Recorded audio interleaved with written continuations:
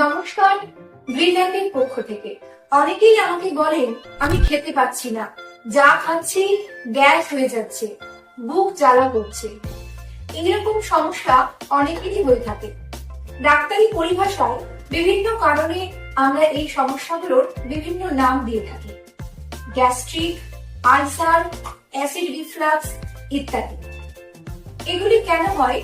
আসলে আমরা যখন কোনো খাবার খাই, সেই খাবারটা প্রথমে আমাদের পাকস্থলীতে আসে।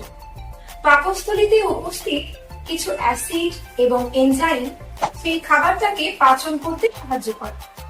কিন্তু কোনো কারণে সেই অ্যাসিড যদি পাকস্থলীর উপরে উঠে আসে, তখনই আমাদের বুক জ্বালা করে, গ্যাস হয়। আমরা এই সমস্ত সমস্যার সম্মুখীন হই। এই সমস্যাগুলিকে এড়িয়ে চলার জন্য আমাদেরকে কয়েকটি জিনিস মেনে চলতে হবে। নাম্বার 1, একসাথে অনেকটা খাবার খাওয়া যাবে না। পেট ভর্তি করে খাবেন না, অল্প অল্প করে সারাদিনে 5-6 বার খান, বিভিন্ন সময়ে ব্যবধান। নাম্বার 2, অনিয়মিত খাদ্য গ্রহণ করবেন না।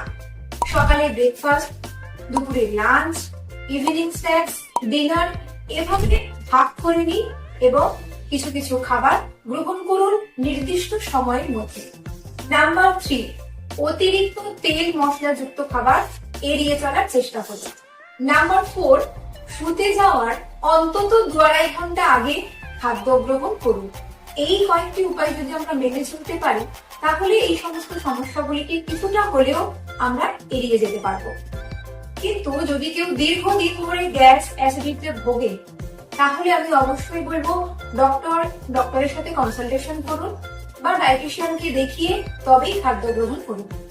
ভালো থাকবেন, সুস্থ থাকবেন। ধন্যবাদ।